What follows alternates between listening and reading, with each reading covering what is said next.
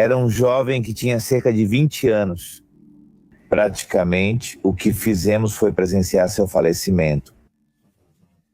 O caso famoso da adolescente de 14 anos, Paloma Nicole, em Durango, foi autorizado pelo tutor direto. Basta que seja um tutor, o cirurgião já está respaldado. Já tive casos completamente opostos, muito trágicos. Uma imersão por tempo desconhecido em uma piscina onde estavam em uma festa. Eles atiraram da água e trouxeram aqui. Até que ponto nos tornamos frios ou nos acostumamos com a morte? Eu acho que é algo necessário. Neste país, a violência diária ecoa na mídia e no conteúdo consumido. Desde os telejornais até os podcasts, parece que toda a internet tem algo a dizer sobre isso. Poucos espaços contam com especialistas que realmente vão além do sensacionalismo, oferecendo informações valiosas que ajudem a compreender e prevenir. Então hoje vamos conversar com o Dr. Éder Zamarron, um médico especialista cuja carreira lhe deu uma perspectiva única na hora de criar conteúdo para as redes sociais. Ele vai compartilhar conosco parte de sua história pessoal, sua visão profissional e, acima de tudo, vai nos mostrar o quão fascinante e humano pode ser o mundo da terapia intensiva. Olá, eu sou Éder Ivan Zamarron Lopes, sou médico especialista em terapia intensiva, natural de Tampico, Tamaulipas, e é um prazer estar aqui com vocês. Eu sempre digo para todos que a terapia intensiva é o hospital dentro do hospital. Ou seja, quando um paciente fica grave em alguma área do hospital, é solicitada uma avaliação para a nossa unidade para que ele seja internado e atendido aqui. Ser médico especialista em terapia intensiva envolve saber lidar com qualquer paciente criticamente doente. O que isso significa? Uma pessoa que tem falha de um ou mais de seus órgãos que comprometem gravemente a vida dela. Não só a função, mas a vida. Quando pedem uma avaliação, é por qualquer especialista. Vou dar um exemplo simples. Alguém tem uma inflamação do apêndice, que é algo conhecido, um vestígio do intestino que inflama e pode causar uma complicação chamada peritonite. O apêndice rompe se não tratado a tempo. Todo o conteúdo intestinal se espalha dentro do abdômen e começa um processo inflamatório, não só local, mas sistêmico, ou seja, em todo o corpo. Esse tipo de paciente é operado regularmente por um cirurgião geral. Quando a apendicite não está complicada, não há nenhum problema, a recuperação é bastante aceitável. Na internação, analgésicos, hidratação, controle da dor, antibióticos para má infecção, etc. Mas quando ocorre essa complicação, isso se torna o chamado choque séptico, uma infecção grave. O cirurgião, nesses momentos, pede nosso apoio para que possamos dar suporte às diferentes falhas que os órgãos dele possam apresentar. Ou seja, se a pressão dele cair, nós administramos medicamentos para que a pressão suba. Se, secundariamente, o pulmão dele ficar inflamado e ele tiver dificuldade para respirar, nós fornecemos um tipo especial de oxigênio. Ou, inclusive, aquilo que as pessoas conhecem, que é colocar em um respirador mecânico, tecnicamente chamado de ventilador mecânico. Nós administramos uma sedação, uma analgesia potente, colocamos um tubo na garganta dele e o levamos para esse tipo de suporte. Se o rim dele falhar, também fazemos isso, e assim por diante. Então, como vocês já perceberam, eu os levei de uma situação comum para mostrar que essa situação comum, que não acontece com tanta frequência, pode acabar se complicando. E pode exigir a unidade de terapia intensiva e ser tratado pela nossa especialidade. Com isso, quero dizer que todo paciente que entra na terapia intensiva é considerado um paciente crítico, que está muito grave, mas o denominador comum é que ele é recuperável. Por isso, quando vocês pensarem que seu familiar ou algum de vocês esteve na terapia intensiva, não vejam como comumente chamam de antessala da morte. Saibam que agora chamamos de antessala da vida, porque há chances de sobreviver e nós vamos nos encarregar de que essas chances sejam cada vez maiores, para que então possam sair com vida, e não apenas com vida ou como sobreviventes, mas que fiquem o mais funcional possível, que é do que se trata atualmente a terapia intensiva. A profissão médica é uma das mais complexas que existem. O Dr. Éder nos conta então o quão difícil pode ser enfrentar situações delicadas, como atender pessoas que cometeram delitos.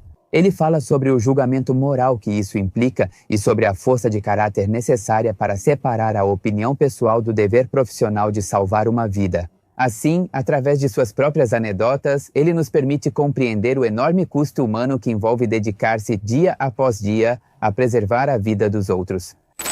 Se me perguntarem se há algum caso específico que me fez saber que eu estava na profissão certa, eu diria que mais do que um caso, são séries de casos. É necessário ter uma especialidade básica antes de ser intensivista. Nós fazemos os 7 anos de medicina, depois, no meu caso, 3 anos de medicina de emergência e depois 3 anos de terapia intensiva. Quando você começa a fazer a primeira especialidade, no meu caso, eu já sabia que gostava de terapia intensiva, ver pacientes críticos, ver pacientes graves. E me lembro muito bem de uma ocasião em que avisaram pelo sistema pré-hospitalar que estavam chegando 3 pacientes. Os 3 pacientes graves, os 3 pacientes com ferimentos por projétil, arma de fogo. Os 3 eram agentes penitenciários e tinham enfrentado um grupo armado de civis que aparentemente pertenciam a um grupo criminoso no norte do país. E, obviamente, roubaram esse carro forte para levar o dinheiro. Eles os enfrentaram e, infelizmente, os 3 agentes penitenciários foram atingidos. Foram formadas 3 equipes na área de emergência e, para mim, esse foi um momento em que eu disse: depende da nossa equipe, dos nossos cuidados, para conseguirmos salvar a vida dele. Dos 3, o primeiro chegou com um ferimento grave no tórax do lado esquerdo. Ele tinha algo chamado pneumotórax, que é ar fora do pulmão, mas hemotórax, que é sangue fora do pulmão. O paciente chegou com dificuldade respiratória. Foi necessário estabilizá-lo colocando um dreno torácico, ou seja, coloca-se um tubo entre as 2 camadas que revestem o pulmão. E, portanto, como vocês já devem imaginar, saiu ar, saiu sangue e o paciente começou a se recuperar significativamente. No entanto, entre as lesões importantes, ele também tinha um ferimento por projétil de arma de fogo no abdômen e isso exigiu uma intervenção cirúrgica. Foi algo muito marcante. E, de certa forma, e com todo respeito, foi satisfatório porque quando o cirurgião chegou, o paciente já estava estabilizado. Claro que ele estava recebendo sangue, estavam sendo administrados analgésicos e começaram a dar outros medicamentos para melhorar a pressão. Enquanto eles decidiram levá-lo para o centro cirúrgico, fazer uma exploração e, felizmente, repararam um intestino que havia sido danificado. E depois, na terapia intensiva, esse paciente teve uma boa evolução. Esse é o caso 1. Na segunda situação, chegou outro paciente que tinha um ferimento por projétil de arma de fogo no membro. Ele tinha um membro bastante deformado, também tinha ferimentos por projétil no abdômen. O paciente teve choque hipovolêmico com pressão arterial muito baixa devido à perda de sangue. Esse paciente foi estabilizado com medicamentos, com diferentes intervenções. Chamaram o traumatologista junto com o cirurgião, entrou na cirurgia, fizeram a lavagem, estabilização do membro fraturado e comprometido pela ferida. Aqui, em vez de um intestino perfurado, eles tinham o fígado perfurado, se não me engano, e ele estava com um sangramento ativo, chegaram, encontraram o sangramento, fizeram o tamponamento e o levaram para a terapia intensiva. Ele precisou de uma segunda intervenção, agora não só para o sangramento, mas também para tentar reparar onde o sangramento tinha ocorrido inicialmente. E esse paciente também teve uma boa evolução.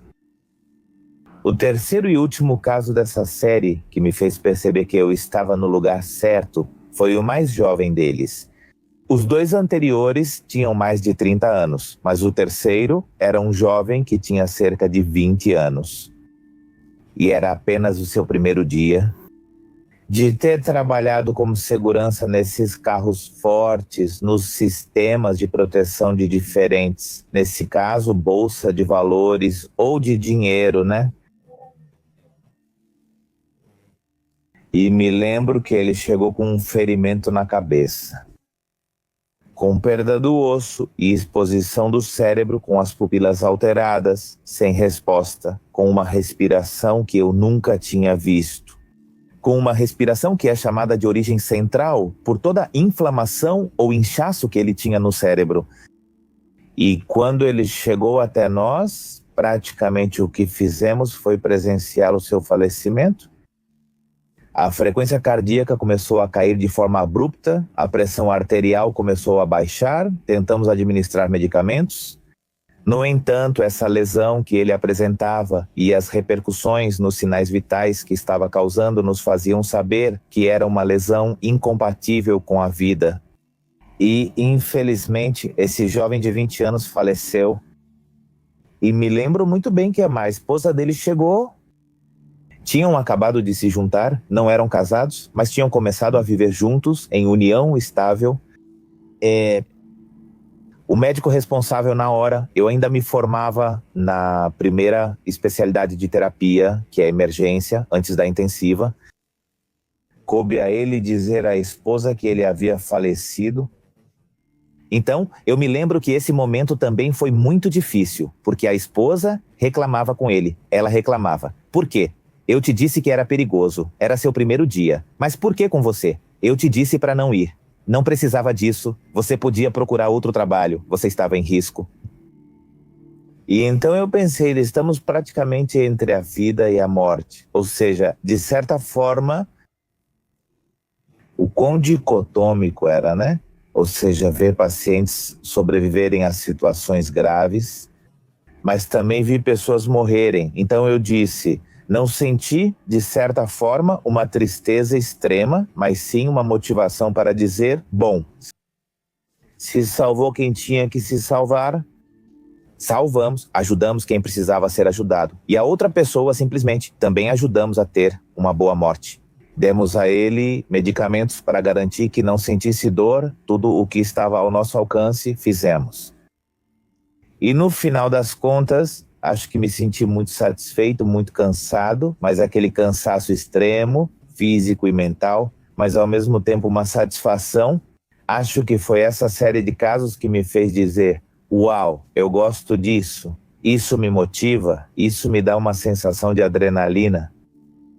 Mas, claro, com uma direção adequada. E daí para frente, continuei no caminho dos pacientes graves. Eu sei que posso ser criticado por atender os maus, como dizem, ou pela situação que levou essas pessoas a se tornarem criminosos.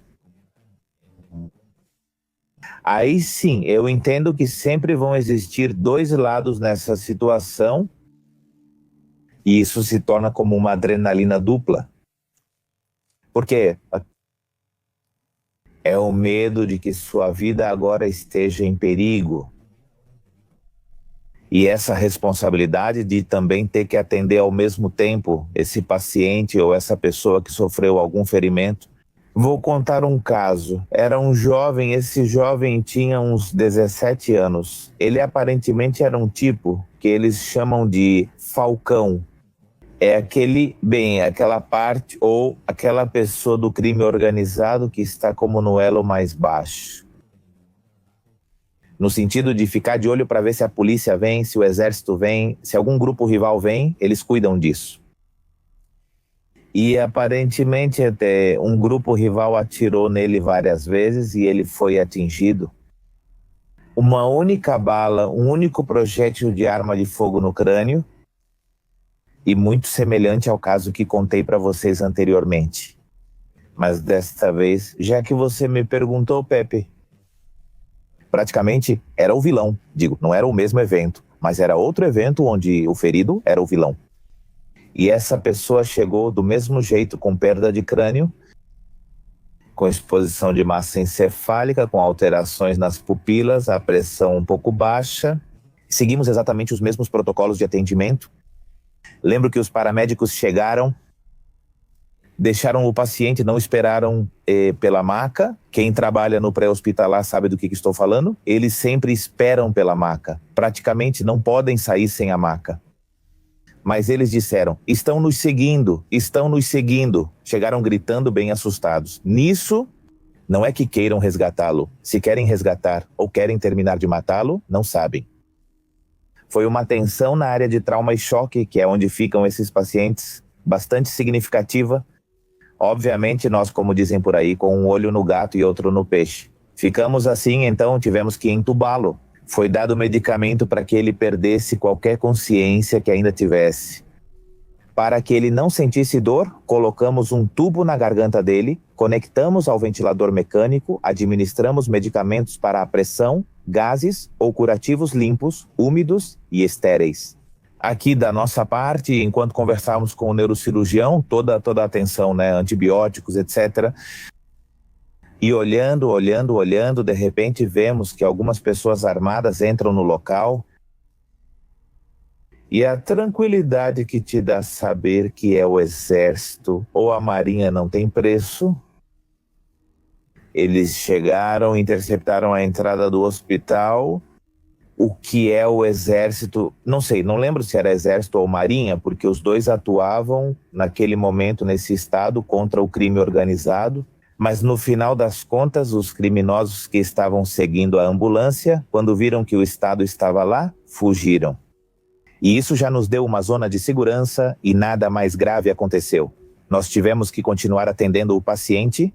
Ele entrou no centro cirúrgico, foi para SEO mecânico, para reparo, depois foi para terapia intensiva.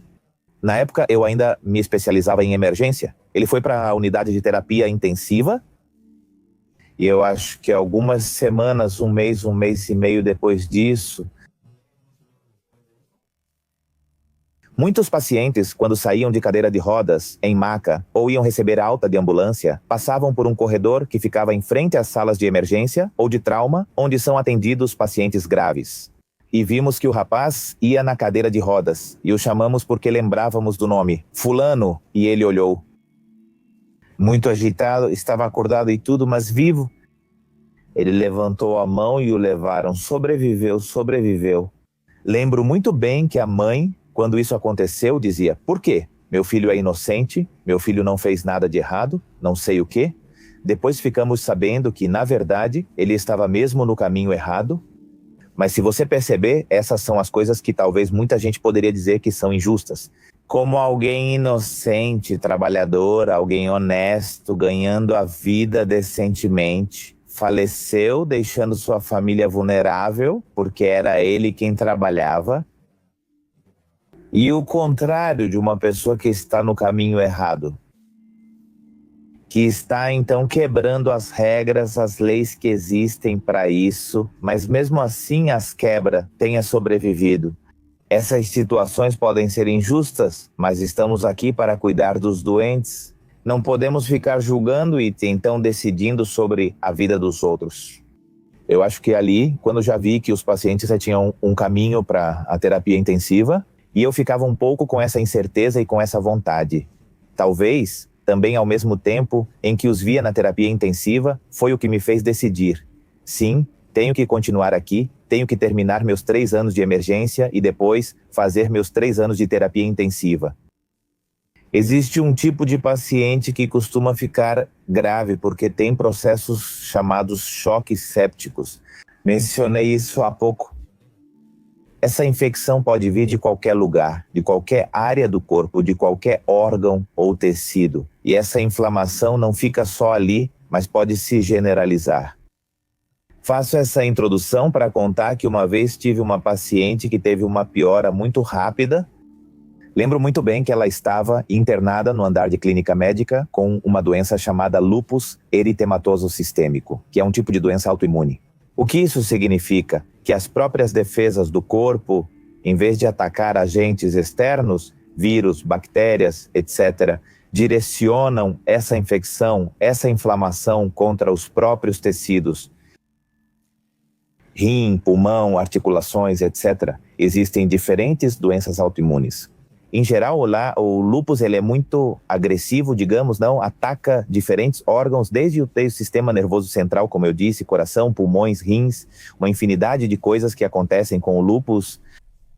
E quando há essa atividade lúpica, que é chamada de processo inflamatório basal, O que fazem é administrar medicamentos para diminuir essas defesas e evitar que ataquem tantos diferentes órgãos. Nesse esforço médico de evitar a morte por uma inflamação causada pelo lúpus, bactérias que já estão no nosso corpo, infecções leves, podem se tornar muito graves, e nesse caso dessa paciente foi algo desse tipo. Ela estava com uma infecção leve nas vias urinárias, foi administrado o medicamento por causa da piora do lúpus e, infelizmente, ela começou a apresentar uma grande queda de temperatura. Ou seja, as pessoas acham que talvez, quando você tem uma infecção, a única manifestação é apresentar febre. Às vezes não. Às vezes você apresenta hipotermia, o oposto da febre. A temperatura cai bastante. Também faz parte do processo inflamatório. O coração dela começou a acelerar muito, a pressão arterial começou a cair e ela começou a respirar rápido. E esses são justamente sinais de sepse. Não só sepse, mas também choque séptico. Sepse é uma infecção grave. Choque séptico, ainda mais grave, causa queda de pressão e reduz o fluxo de sangue e oxigênio aos tecidos. Ela foi para a terapia intensiva. Eu me lembro que conversei com ela. Como você está? Estou me sentindo muito mal. Falta-me o ar, estou muito cansada. Tenho dificuldade para respirar. Eu disse, bom, agora vamos te dar medicamentos para aumentar a pressão, vamos te dar antibióticos mais potentes, vamos cuidar de você aqui. Lembro que saí e contei para uma das filhas dela toda a situação, essa que estou comentando. Ela entendeu, eu voltei. Ela deu entrada por volta das 10 da noite, por volta das 11 da noite ela já estava muito grave. Eu disse, vou ter que entubá-la, você não consegue mais respirar sozinha. Costumo falar, vou te ajudar, pois não consegue respirar. E ela responde, sim, me ajude, já não consigo respirar. Eu saio e digo para a filha, olha, desculpa, mas a situação piorou. A evolução dela foi muito ruim. Vamos ter que entubá-la para dar uma chance e ver se a pressão dela pode se estabilizar, se diminui um pouco essa inflamação que ela tem nos pulmões. Ela disse, doutor, ninguém me falou nada. Eu respondi, te expliquei há pouco. E ela ficou muito brava, começou a ficar bem, um pouco até agressiva comigo. Eu entendo, não tem absolutamente nenhum problema, mas lembro que nesse momento eu me viro e vem a gêmea. Isso me surpreendeu, pois eu tinha dado o relatório para a gêmea e, embora não seja justificativa, elas eram muito parecidas. Eu sei que vocês vão dizer, são gêmeas, mas a gente sabe que mesmo sendo gêmeas, nem sempre elas se parecem. Ou é um homem e uma mulher, mas aqui eram duas mulheres bem parecidas. Então, esse foi meu erro em um determinado momento, não perguntar o nome e confirmar direito, né? Também por causa da urgência. Então, tudo se acalmou. Eu entrei. Pepe, você percebe que, sabe? Eu já disse para minha enfermeira, vamos entubá-la. Eu disse, sabe de uma coisa? A pressão não está subindo, dá outro medicamento para ela. Ela usava 2 remédios para pressão, respirador, e as pressões já eram suficientes ou até altas para sua melhora, mas ela não melhorava. Eu disse, vou avisar a família que ela está piorando rápido e pode falecer a qualquer momento. Eu saio e digo, olha, vocês podem entrar para ficar com ela, porque eu não sei se ela vai sobreviver. Eles entram, ficam com ela, conversam, tocam nela. Digo, obviamente ela estava sedada, estava entubada com o respirador. E ele me diz, ela tem uma amiga muito boa, tem uma grande amiga, e ela está vindo para cá. É como se fosse uma irmã para ela, praticamente.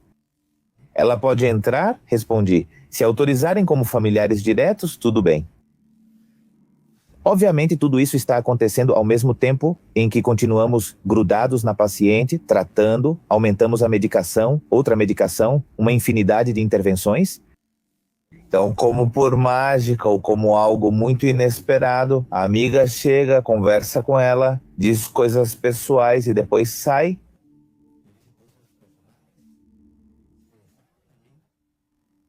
E eu digo para vocês, de uma forma bastante impactante, a pressão arterial dela cai muito mais, a frequência cardíaca diminui e ela entra em parada cardíaca. E a paciente falece. Em cerca de 2 horas, mais ou menos, depois que ela desceu para a terapia intensiva, mesmo enquanto estávamos declarando o falecimento, já tinham se passado 2 horas, e para mim foi impactante, quase frustrante, que apesar de termos administrado todos os medicamentos, feito todas as intervenções, cateteres, sondas, o tubo, e era um cansaço físico e mental, como eu disse, mas aqui, apesar de termos feito tudo, infelizmente, ela não sobreviveu. Qual é a satisfação que se tem? Talvez as pessoas vão dizer, poxa, que falta de empatia, né? A satisfação é que nós temos que fazer tudo o que é necessário. O resultado, obviamente, queremos que seja que a paciente sobreviva e fique funcional. Mas, no fim das contas, ela recebeu todos os cuidados, teve até esse privilégio de estar em um hospital particular naquela época e receber tudo, infelizmente não foi possível. Eu digo para vocês, qual é a satisfação? Com todo respeito, é que a gente fica tranquilo por ter feito tudo o que podia. Eu conto esse caso porque seria muito fácil para mim contar casos de sucesso, não esse sucesso. Mas talvez seria só mostrar para vocês bem o lado bom da terapia intensiva ou do paciente crítico e não falar bem dos fatos mais reais que podem acontecer ou de forma mais honesta. O Dr. Éder também compartilha conosco sua visão sobre um dos tabus mais comuns em torno dos hospitais, o medo deles. Como ainda existem pessoas que os associam com a morte, que afirmam que lá só levam para morrer. Ou que chamam certas áreas do hospital com apelidos como a antessala da morte. Esses podem ser os mais comuns. Através então da sua experiência, busca desmontar essas ideias. Lembrando-nos de que, embora os hospitais sejam lugares onde a vida e a morte convivem, também são espaços onde todos os dias se luta incansavelmente para preservar a esperança. Existe uma frase que diz, tempo é vida. E esse medo que as pessoas têm, às vezes, de procurar atendimento ou de levar um familiar para ser atendido, pelo fato de acharem que no hospital vão acabar matando a pessoa, como dizem por aí. Isso só faz com que os atendimentos e as intervenções, que já estão comprovadas cientificamente, que podem aumentar as chances dessas pessoas sobreviverem e manterem a funcionalidade do corpo, sejam atrasados. Por isso, sempre que houver algum sinal de alerta, algum sinal de gravidade, é preciso procurar atendimento médico o mais rápido possível. Isso acontecia com frequência. Vou dar um exemplo. Na época da Covid diziam, não leve ele para o hospital porque lá vão entubar e vão matar ele. Vou dizer uma coisa para vocês. O paciente que eu entubava, é porque precisava ser entubado, não porque eu queria entubar. Vou dar um exemplo para vocês. Era um jovem de 30 e poucos anos. Ele teve Covid grave com inflamação pulmonar bilateral agressiva e dificuldade para respirar. Ele tinha dificuldade para respirar? Então nós o mantivemos o máximo possível com oxigênio, colocamos ele de bruços com oxigênio e medicamentos. Naquele momento, que tinham evidências para desinflamar um pouco os pulmões, etc. Chega um momento em que ele me diz, já não consigo respirar, doutor, me ajude, não consigo respirar. Essa agitação, se coloquem no nosso lugar, o que vocês fariam? Vocês deixariam ele morrer ali? Ah, não, porque se eu entubar ele vai morrer. Se eu entubar, ele vai ter 20, 30, 40% de chances, ou melhor dizendo, de probabilidades de sobreviver. Se eu não entubar, ele vai ter 0% de probabilidade de sobreviver. Façam essa analogia. Nós não entubamos porque queremos entubar. Entubamos porque o paciente precisa dessa intervenção. Então, essa frase que diz, no hospital, eles mataram ele. Na maioria das vezes, não é verdade. Hoje sou mais direto e falo para eles, os erros médicos existem, ou os erros do sistema de saúde também existem, ou, em geral, os erros dos profissionais de saúde existem e podem condicionar ou precipitar um falecimento. Claro que sim. Eu sei que muitos podem se assustar, mas pesquisem causas de morte nos Estados Unidos, onde há mais estatísticas, e vejam. Erros médicos são uma delas. No entanto, esses erros médicos, também preciso ser muito honesto com vocês, muitas vezes não aconteceriam se não estivessem atendendo pacientes graves. Vou dar outro exemplo para vocês. Atendemos uma senhora que chegou com acidose no sangue, um sangue muito ácido porque a glicose dela subiu muito. Níveis acima de 250, quanto mais altos estiverem e por mais tempo, podem fazer com que se formem ácidos no sangue internamente. Por quê? Porque a glicose precisa estar na célula para produzir energia. No diabetes descontrolado, o açúcar ou as moléculas de glicose estão fora da célula, porque não há insulina para abrir essa porta da célula e permitir que a glicose entre. Então, glicose até tem muita, mas está onde não deveria estar. Onde não funciona, as células dizem: eu não tenho glicose, eu preciso de glicose, ok? Ela fala com o fígado, com o músculo, em muitos lugares. Existem alguns depósitos de uma forma modificada ou acumulada de glicose, para que eu me faça entender, e começa a extrair. Mas enquanto não houver insulina, os níveis de açúcar no sangue fora da célula vão aumentar ainda mais. Então é um círculo vicioso. A célula precisa de algo para funcionar e gerar energia. Nossas células formam tecidos, órgãos e sistemas. Então, o que ela faz é recorrer às gorduras, aos depósitos de gordura, e nessa obtenção de energia se formam alguns ácidos chamados corpos cetônicos. É isso que é liberado. Ok, e o sangue começa a ficar muito ácido. Essas pessoas chegam ao pronto-socorro em estado muito grave e muitas vezes precisamos colocar sondas para monitorar a urina. Cateteres são usados para repor líquidos em pacientes muito desidratados. Quando o açúcar no sangue está alto, ocorre diurese osmótica. A pessoa urina muito devido à glicose elevada. E também se perde potássio, então o potássio baixo e a acidez no sangue podem causar uma arritmia e a pessoa pode falecer. Então precisamos ser, entre aspas, agressivos para repor líquidos, para repor potássio, para administrar insulina e para que a glicose possa entrar na célula e os órgãos voltem a funcionar bem. Nessa tentativa, nesse caso que estou contando, foi colocado um cateter. A paciente estava um pouco agitada, seu estado mental estava alterado por causa da acidez no sangue, pela glicose excessiva, e um dos pulmões dela foi perfurado ao colocar o cateter para administrar tudo isso. Não sei se estou conseguindo me explicar. Então, o familiar ficou muito agressivo e nos disse: por que vocês estão matando ela? Se ela estava bem, nós só viemos para que controlassem a glicose dela. Então nós dissemos: não, ela chegou muito mal. Se não a atendêssemos, ela poderia falecer a qualquer momento. Agora, essa pessoa não chegou aqui por acaso. Foi uma série e uma combinação de hábitos ruins que fizeram com que ela chegasse a essa cetoacidose diabética, que é como se chama, e na tentativa de colocar um catéter para ajudá-la, causamos algo chamado pneumotórax, que é ar ao redor do pulmão.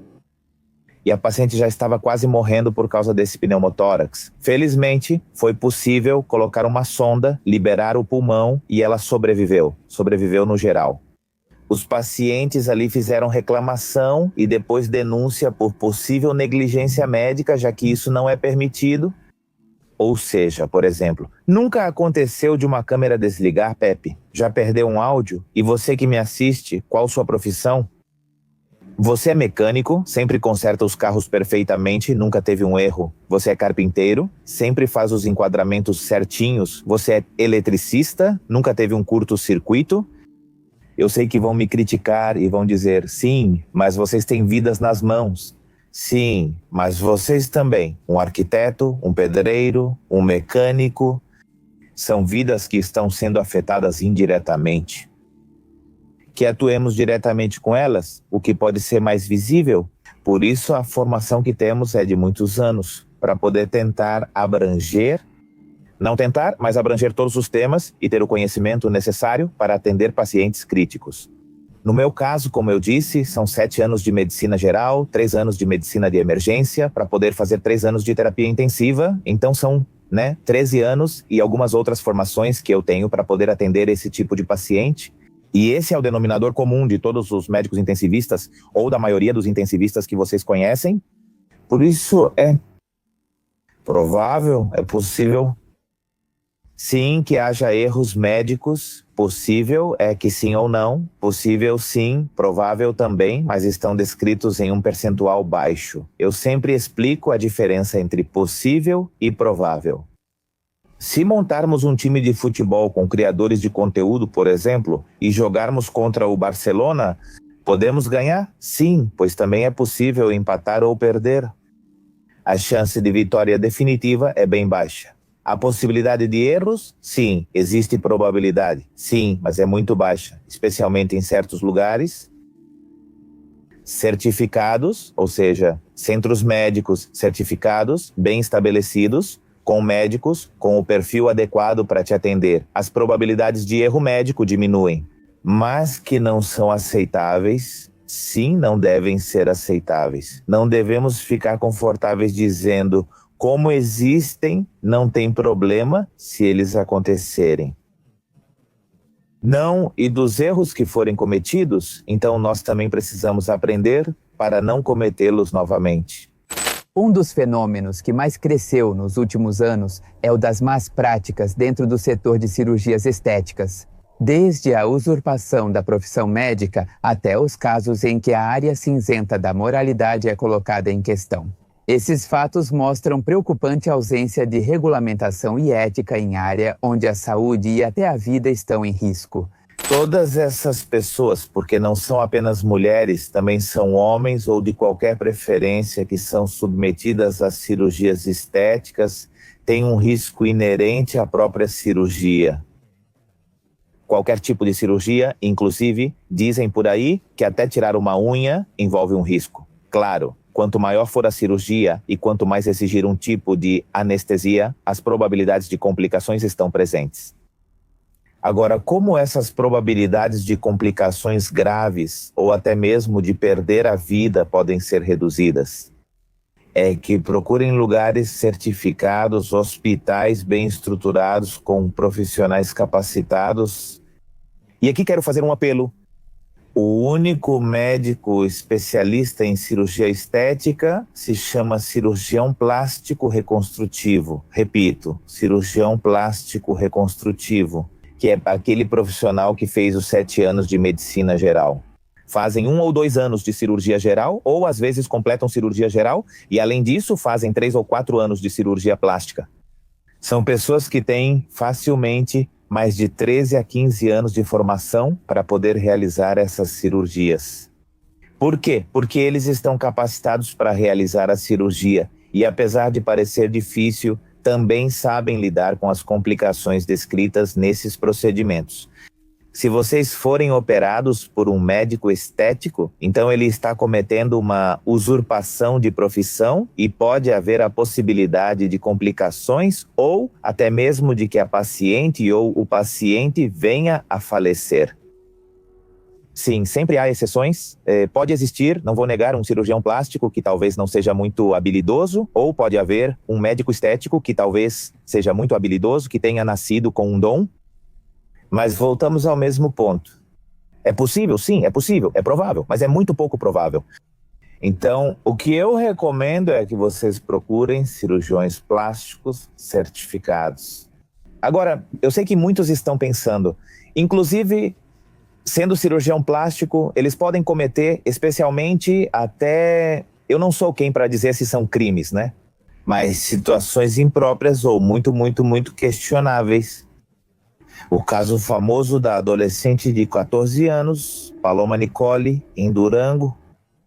Era um centro médico adequado, certificado, que cumpria todas as normas? Sim. 2, era um cirurgião plástico certificado? Sim. É ilegal fazer uma cirurgia estética em uma menor de idade?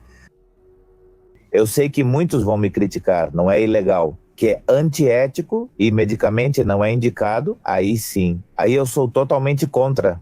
Por quê? Porque ainda não terminou de se desenvolver e ainda não é maior de idade para tomar decisões. Agora, se o responsável direto autoriza, basta ter um responsável e o cirurgião já está respaldado.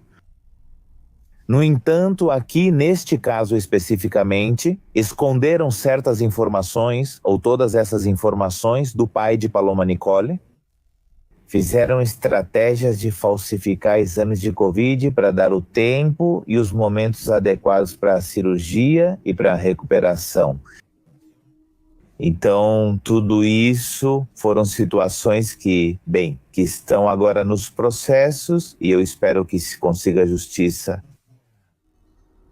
Bem, de acordo com o que se percebe ao olho do público, aparentemente, já nos momentos em que estamos gravando, já prenderam o pai e a mãe.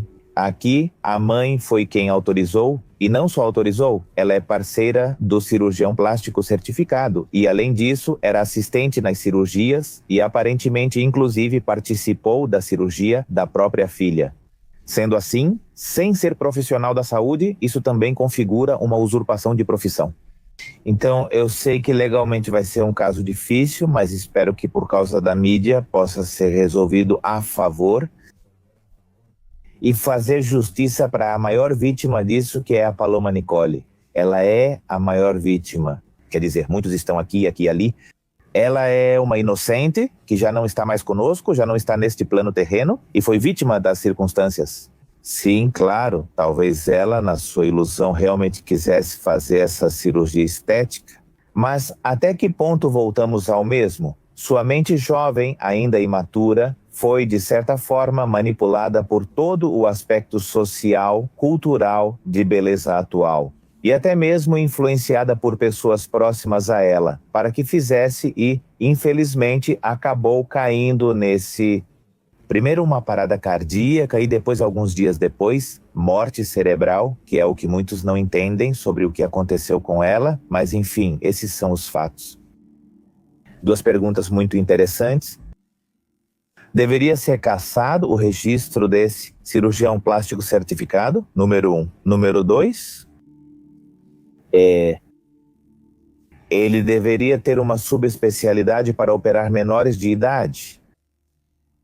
A segunda não precisa ter cirurgia plástica reconstrutiva pediátrica para fazer cirurgias estéticas, porque no México isso não está documentado dessa forma.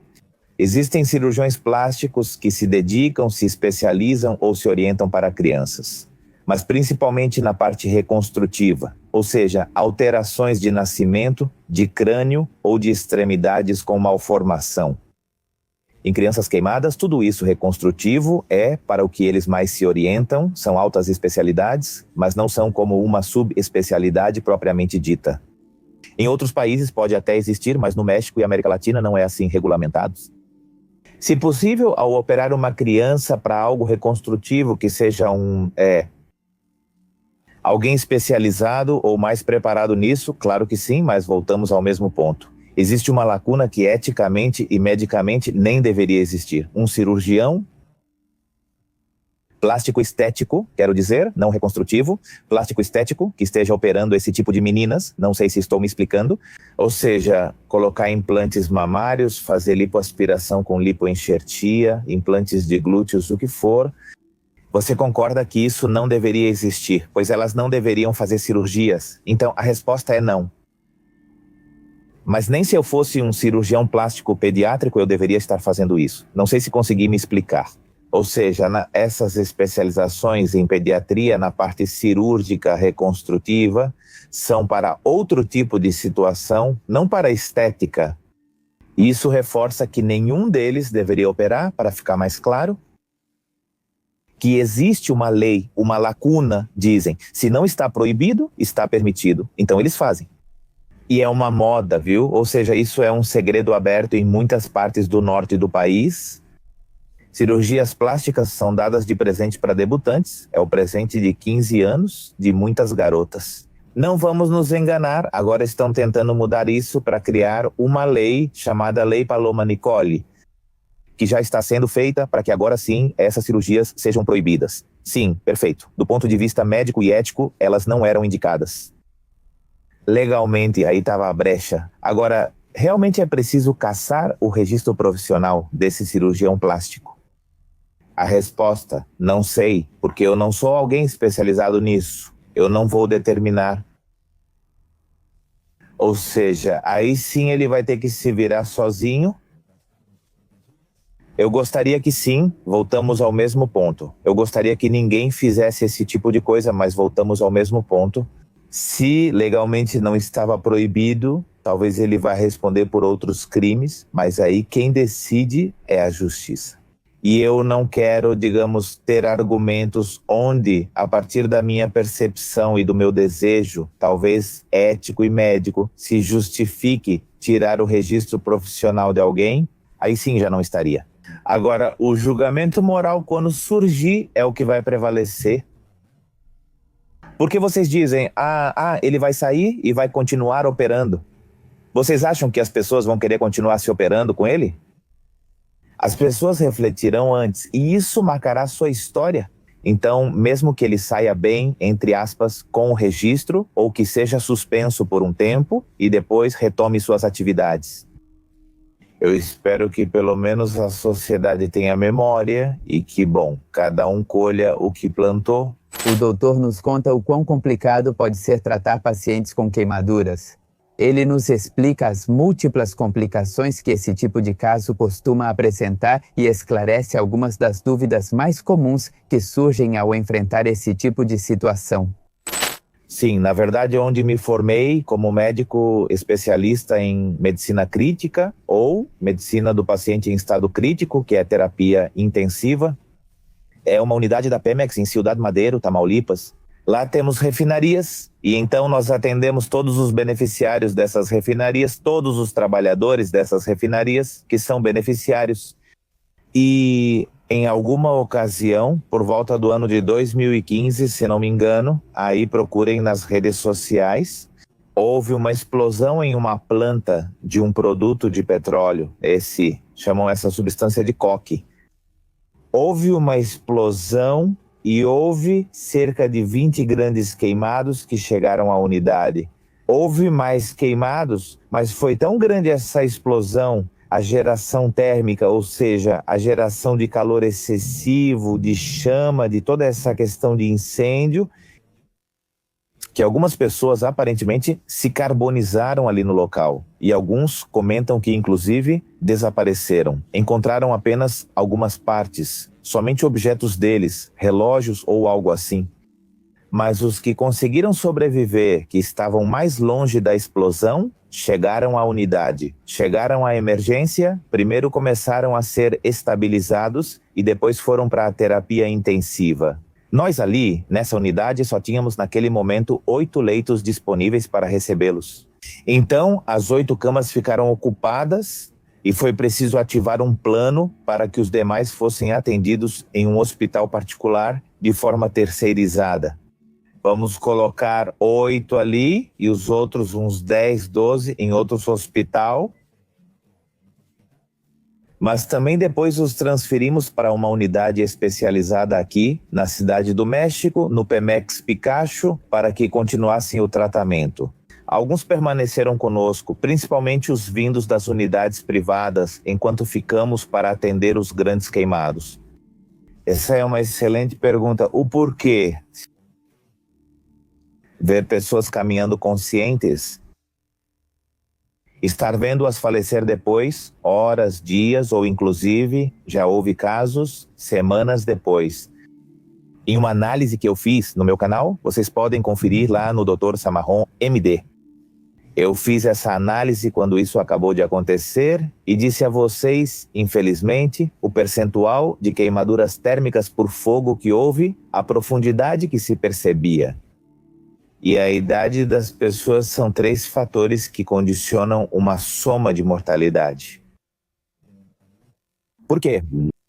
A pele é um órgão que serve para... tem várias funções. A que nos interessa aqui é regular a temperatura. 1 e 2, evitar a evaporação de líquidos, ou seja, manter-nos eutérmicos e hidratados.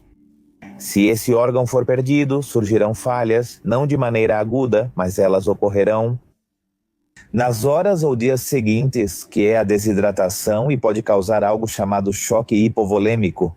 A pressão cai muito por perda de líquido, mas também cai muito porque é uma queimadura, é calor no nosso corpo. E então as veias e artérias começam a se dilatar, a soma da perda de líquidos com a dilatação das veias e artérias faz com que não chegue uma boa perfusão, ou seja, sangue e oxigênio suficientes aos diferentes tecidos.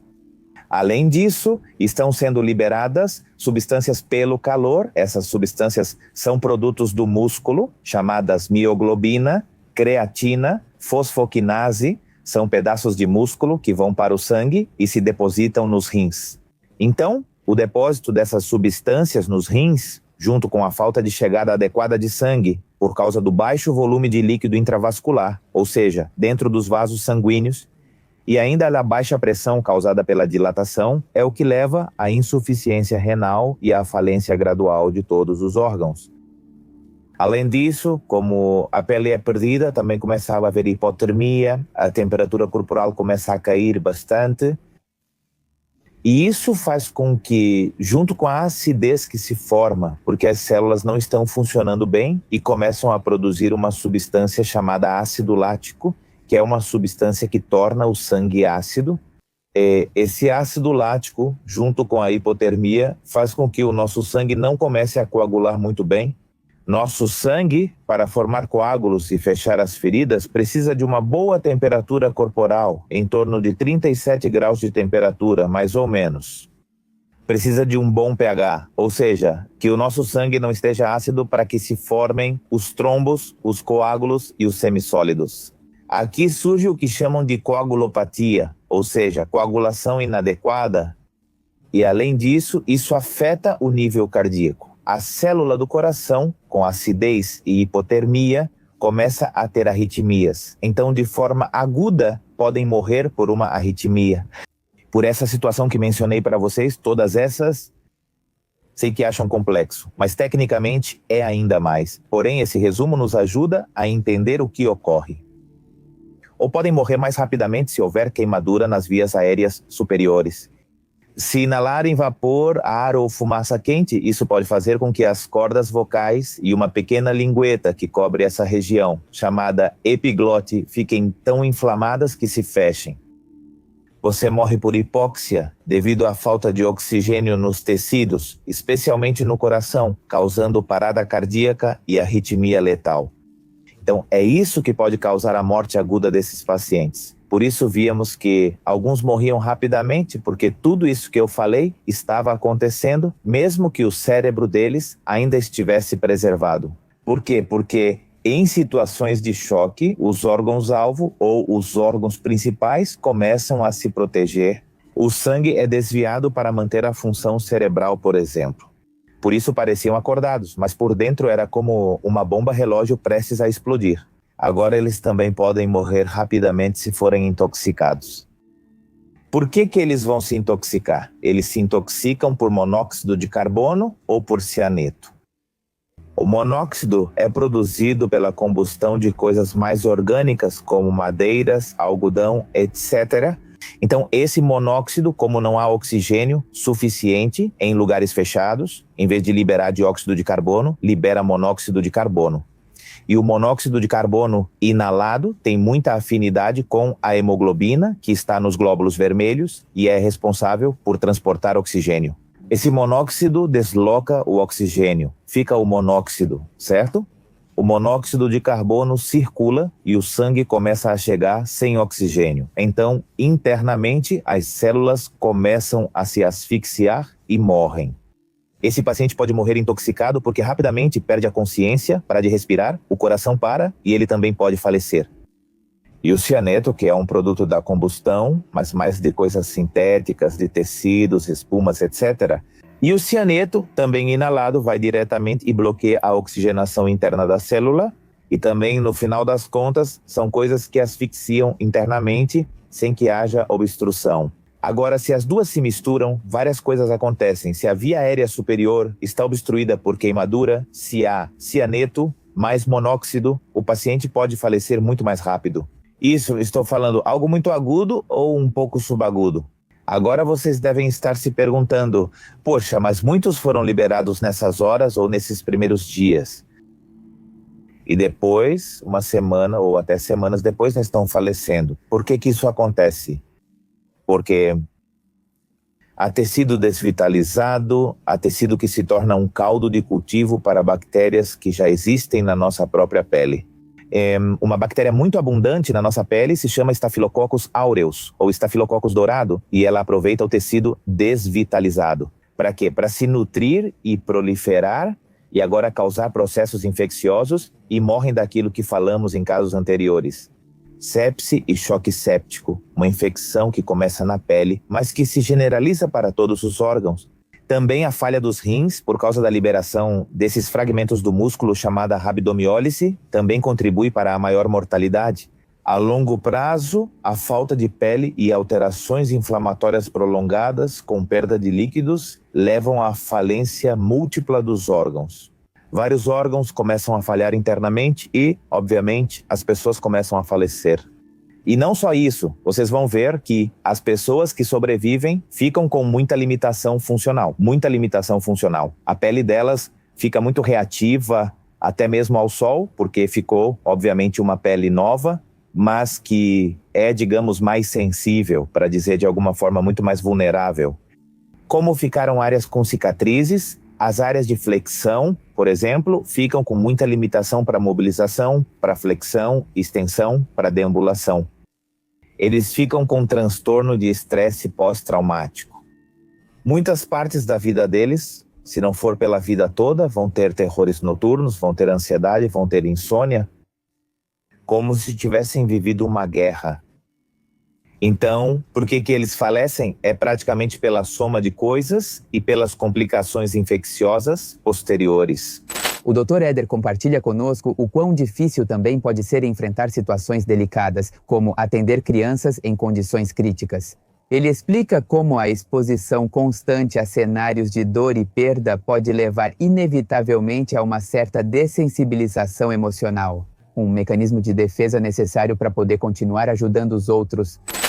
Felizmente, é raro eu precisar atender crianças, porque minha especialidade em terapia intensiva é de adultos, medicina crítica de adultos, e existe a medicina crítica pediátrica.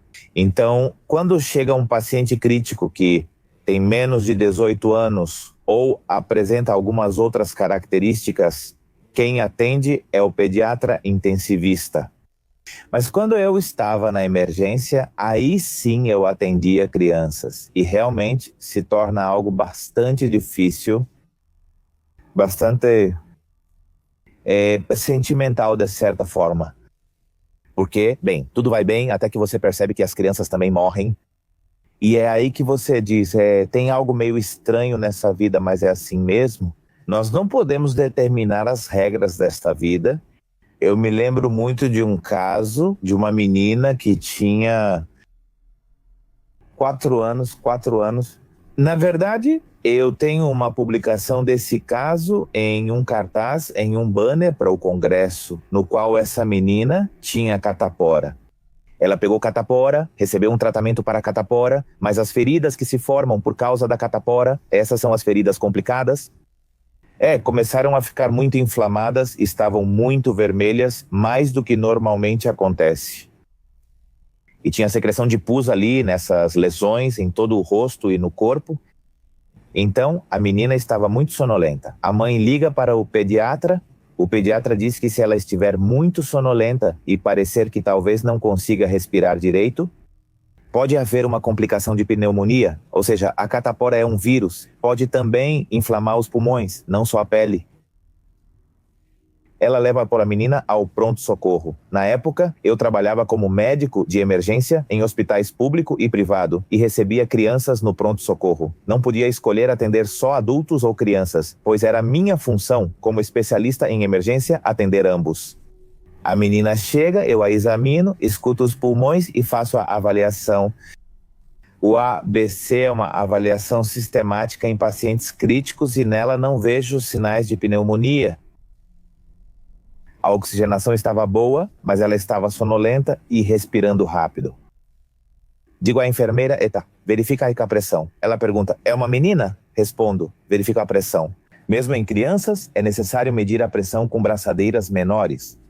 Ela verificou a pressão e disse, doutor, está 60/30, ou algo assim, não lembro bem, mas era bem baixa. Eu disse, veja, confira novamente. Sim, doutor, 70/30. Eu digo que ele me fala, mas pergunto, isso é normal para a criança? Respondo, não. Os limites são como os dos adultos. Se for menos de 90/60, é pressão baixa. Em casos graves, é alerta vermelho. A pressão está muito baixa.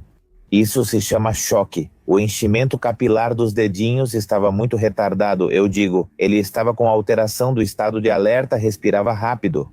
Eu digo, você sabe que quando há acidez no sangue, a gente tende a respirar rápido. Para eliminar ácidos voláteis, como o dióxido de carbono, eles são liberados para evitar que o sangue fique ácido. É um mecanismo de sobrevivência do corpo. E a menina estava tentando sobreviver. Então eu digo o que acontece comigo? Digo, não, são os ferimentos. Ela estava tendo uma infecção de pele ou de tecidos moles.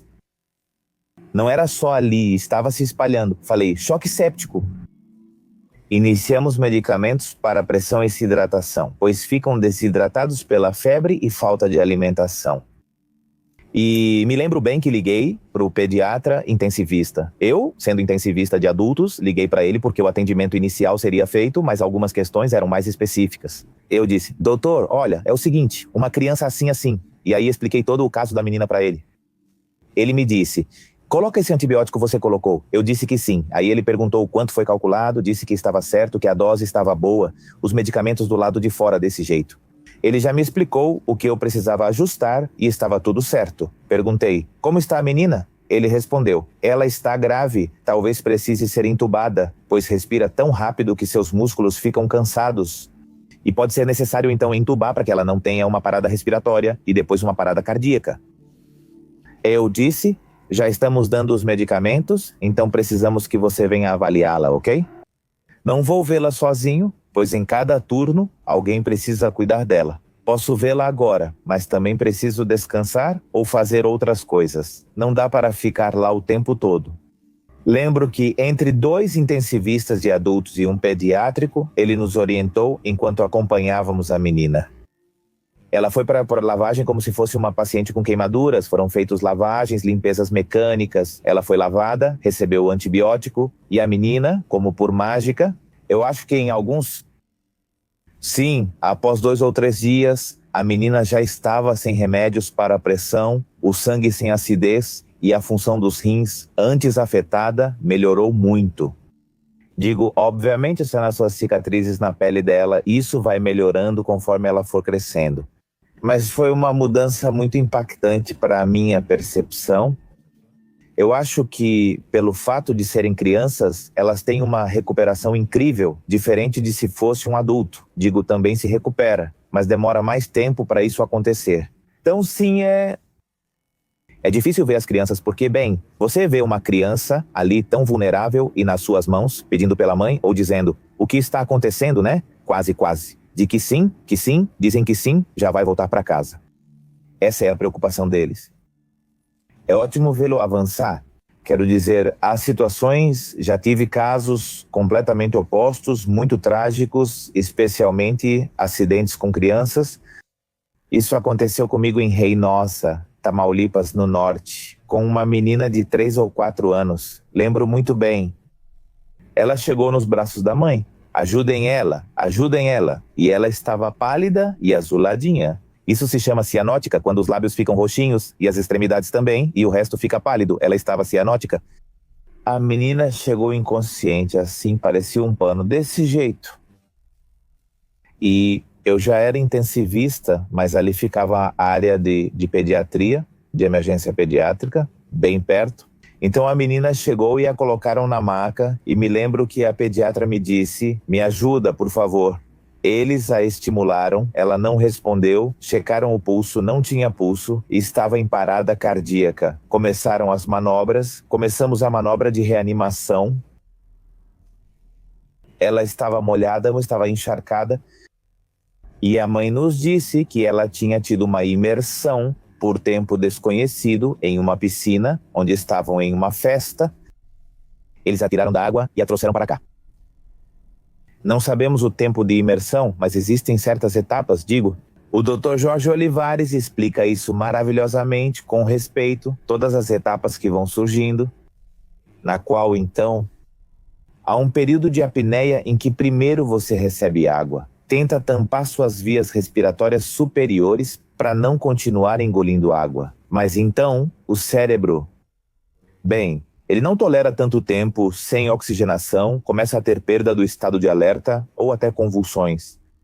E depois, como o corpo perde o tônus, a cabeça pesa mais e vai até o fundo de onde estiver. Nesse caso, não sabíamos em que estágio estava. Assumimos que, obviamente, ele já tinha passado pelas primeiras etapas, onde a luta e falta de ar talvez já estivesse, obviamente, na etapa em que o cérebro foi afetado. E por que eu digo isso? Porque ela saiu da parada, começamos a atendê-la. Lembro bem de ajudar a colocar os catéteres para medicamentos que aumentam a pressão e programar o respirador mecânico. Embora eu seja da área de adultos, tenho experiência em ventilação mecânica. Mas a menina começou a ter a hipotermia, ou seja, essa temperatura baixa, como estamos falando agora, e a acidez, tudo isso afetou ela. Ela começou a ter novamente arritmias e entrou em parada cardíaca de novo, e dessa vez não saiu da parada cardíaca. Foi constatada a morte dessa menina de cerca de 3 anos. Eu me lembro muito bem que os pais ficaram muito irritados com a pediatra, começaram a insultá-la, começaram a dizer que ela tinha culpa, que porque ela tinha trazido a menina bem, que antes de estar submersa na água, a menina estava brincando, que não sabiam o que tinham feito com ela e por que não conseguiram salvá-la. A pediatra, nesse momento, eu me lembro bem, começou a chorar, e se não fosse, ela desabou. Ela ficou muito abalada. Nunca vi alguém assim. Acho que pediatras não estão acostumados com esse tipo de acidente. Ela desabou, e enquanto eu dizia, tentamos ajudar, eles só ficavam mais bravos.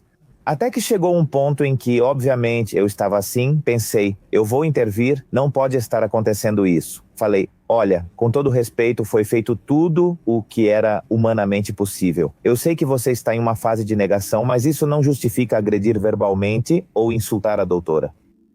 Por favor. E aí nisso, né, o segurança chegou, tiraram eles e tudo mais. Aí começaram a se acalmar e a ficha foi caindo para eles. Eles começaram a chorar e também começaram a desmoronar. E, então, tivemos que chamar o Ministério Público porque essas são mortes violentas ou mortes duvidosas que precisam ser esclarecidas. Se não houve alguma situação ali, então sim, onde poderia ter havido alguma intervenção para que ele fosse submerso por outra pessoa. Tudo isso que depois, na questão forense e criminalística, deve ser investigado. Olha, essa é uma pergunta muito boa. Até que ponto nos tornamos frios ou nos acostumamos com a morte? Acredito que seja necessário. Vocês não querem um médico que, diante de momentos de gravidade, em momentos em que se está entre a vida e a morte, estamos com o sentimento de que não, precisamos nos manter frios, no bom sentido da palavra. Por quê? Porque isso nos faz tomar decisões muito mais acertadas, muito mais certeiras em relação ao que beneficia o nosso paciente. Se nós nos envolvemos muito com o lado sentimental, então perdemos a objetividade e isso acaba prejudicando ainda mais o paciente. Ou seja, para o bem do paciente que estamos atendendo, devemos nos manter frios. Repito, no bom sentido da palavra. Por que vocês acham que muitos médicos não atendem seus familiares? Muitos médicos, se é um parente seu, preferem deixar que outra pessoa o atenda. Não é o meu caso. Eu já atendi pacientes críticos que são meus familiares ou amigos, sem problema. Vão achar que talvez eu tenha autoestima, ou melhor dizendo, o ego muito alto. Mas eu sabia que naquele momento eu era o melhor disponível para atendê-lo e foi assim que fiz em várias circunstâncias. Repito, não é o ideal. O ideal seria que, se houvesse alguém com a minha formação, então essa pessoa atendesse.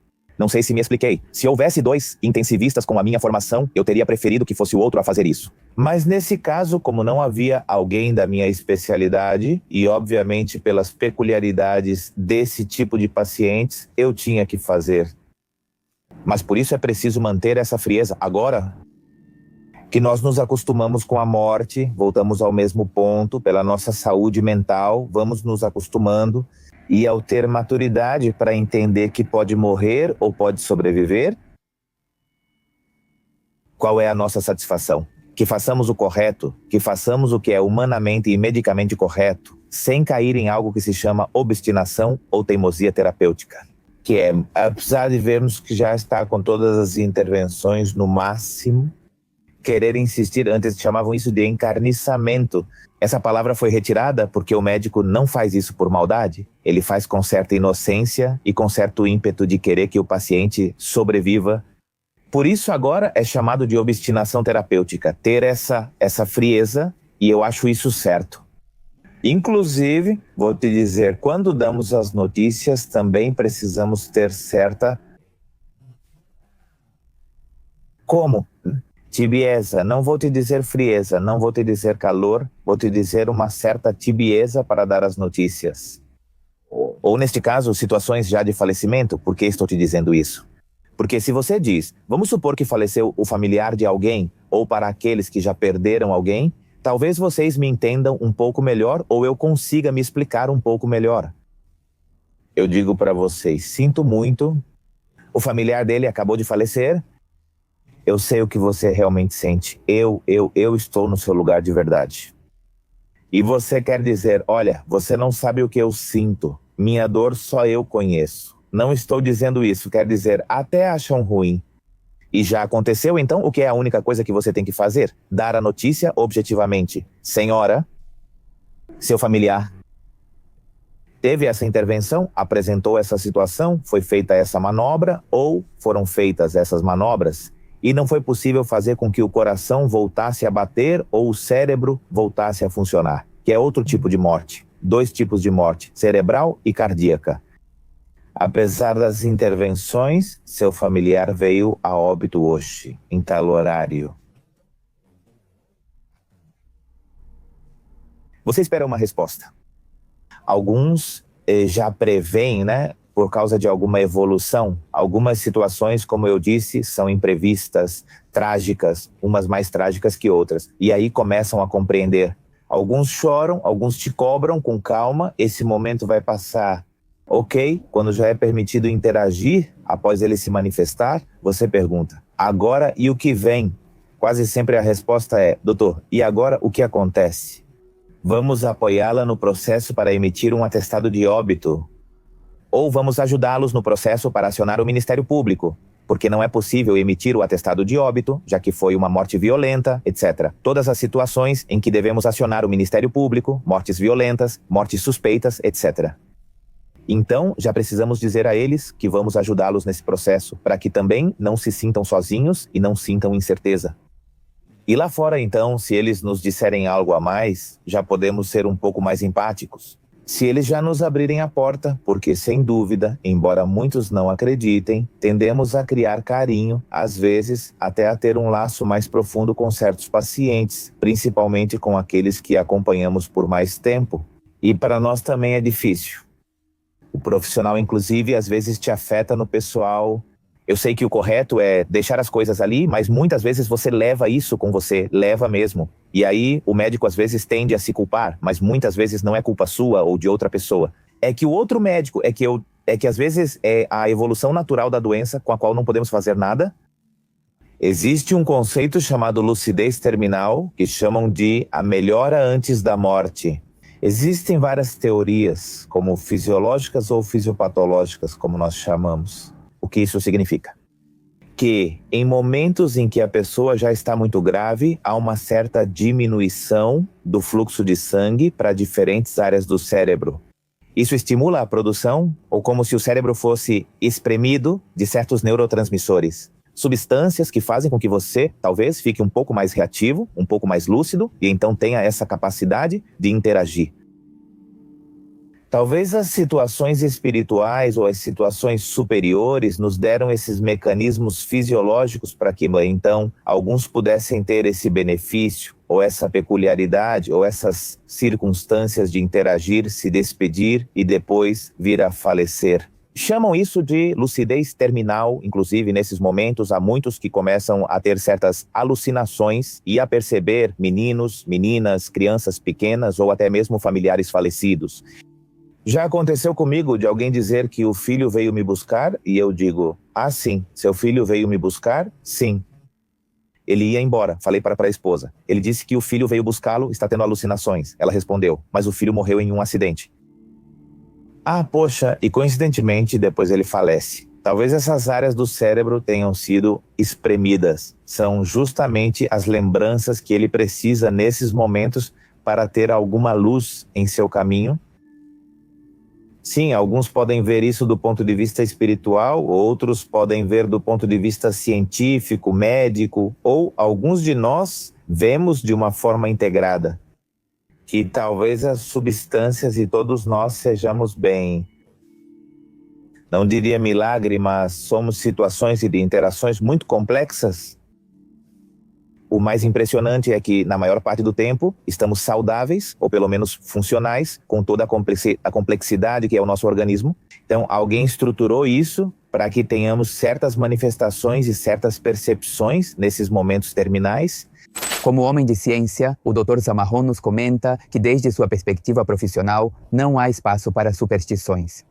No entanto, em um nível mais pessoal, ele reconhece que, ao longo de sua carreira, se deparou com a espiritualidade, o paranormal e o inexplicável. Experiências que lhe deixaram mais perguntas do que respostas.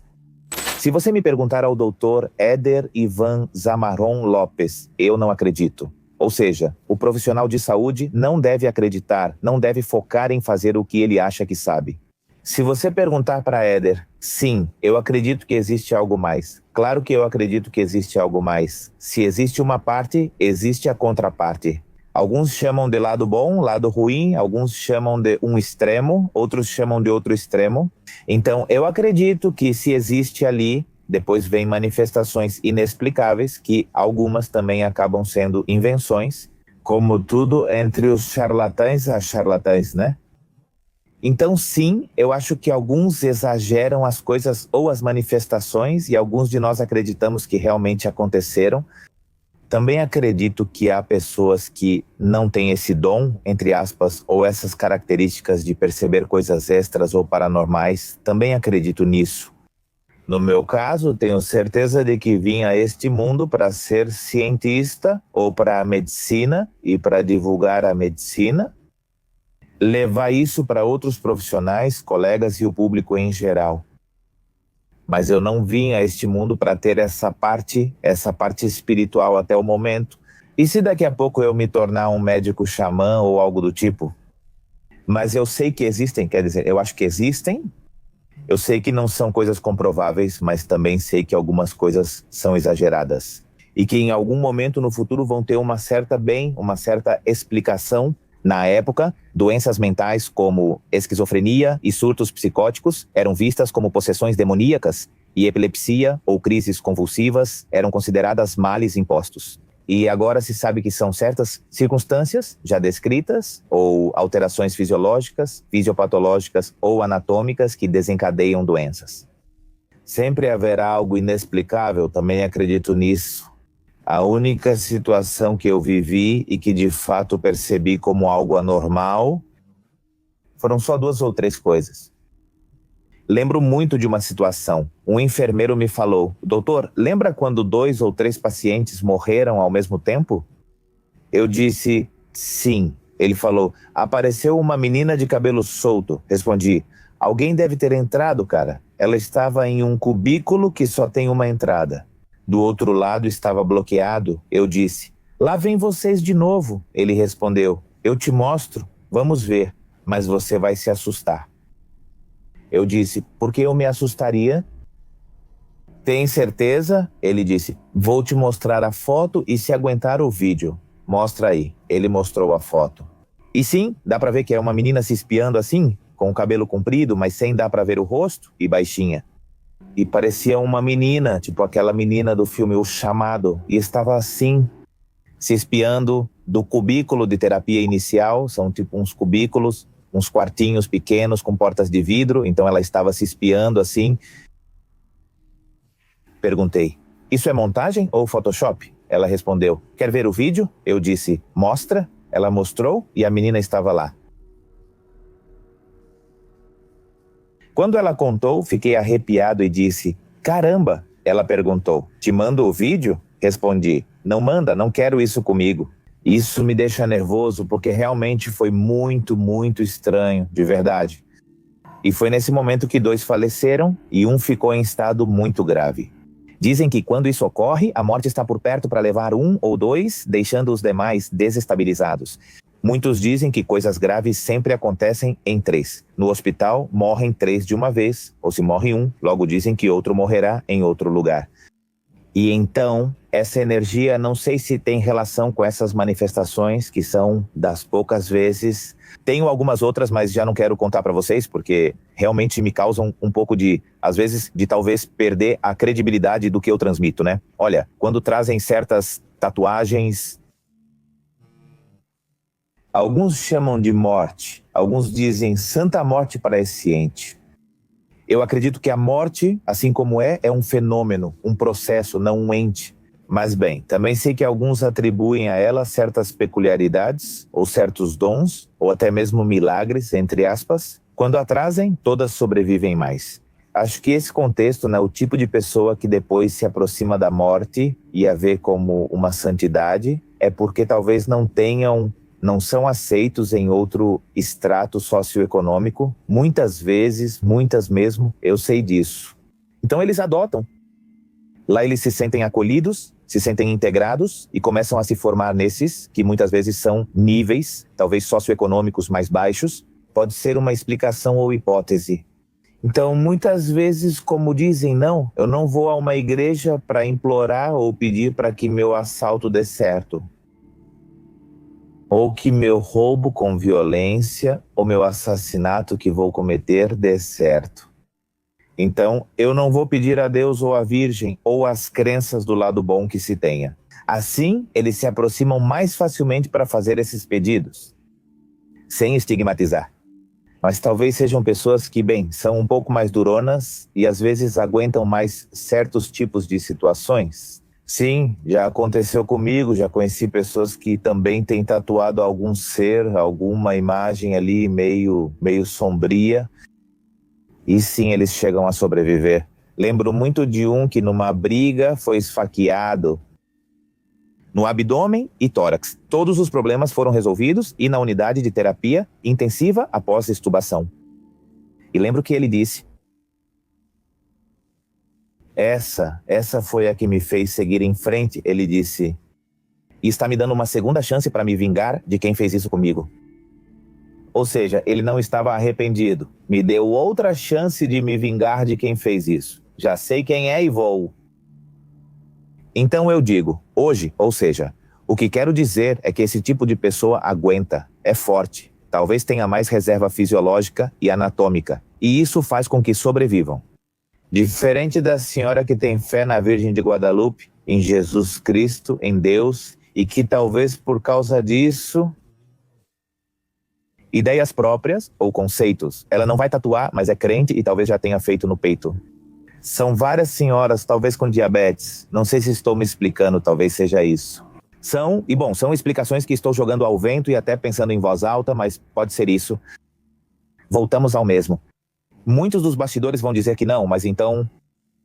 como outro jovem da mesma idade, sem isso sobrevive?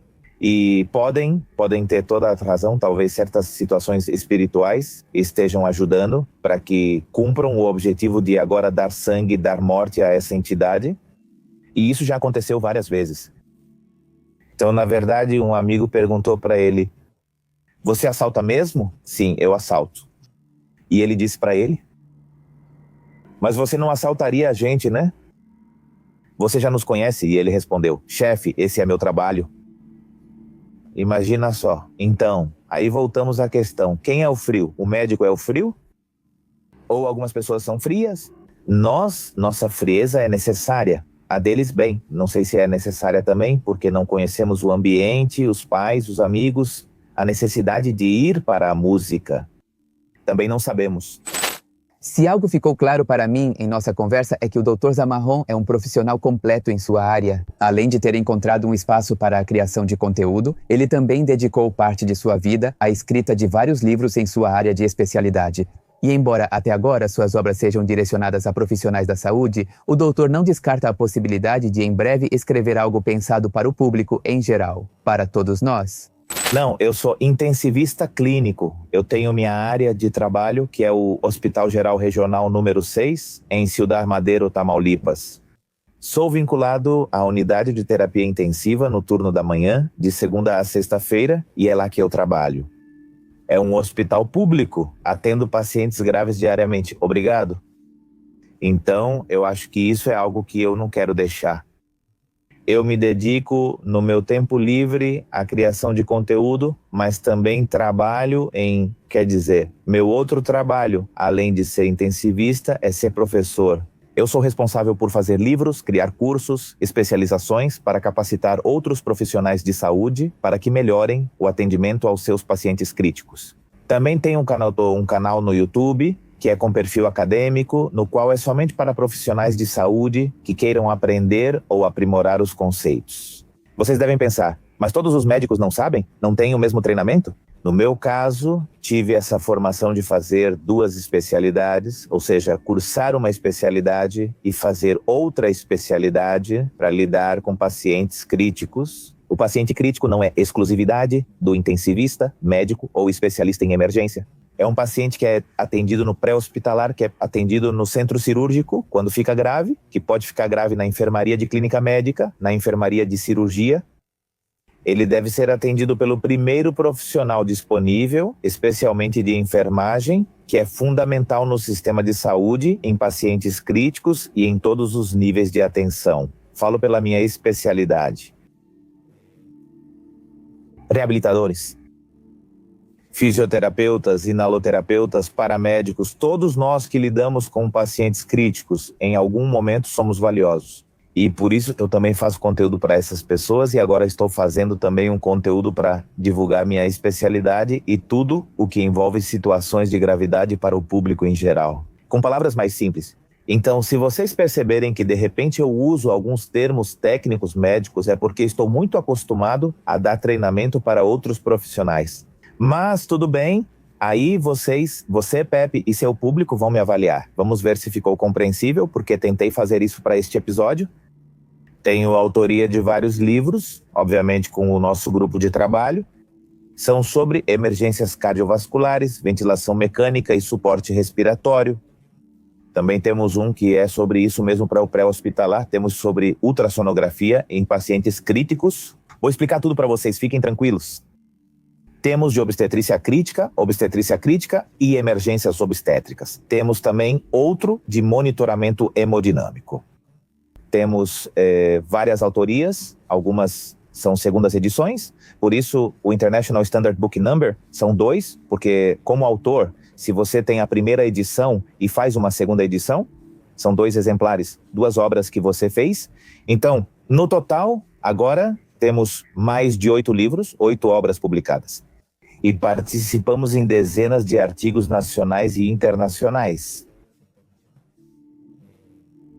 Nosso grupo de trabalho descreveu um artigo chamado APRONOX. Procurem assim, APRONOX, ventilação mecânica a vento, onde demonstramos, fomos os primeiros no mundo a mostrar que os pacientes que ficavam de bruços com oxigênio, por causa da doença Covid-19, ou seja, pelo vírus SARS-CoV-2, e que desenvolviam pneumonia grave, tinham um benefício.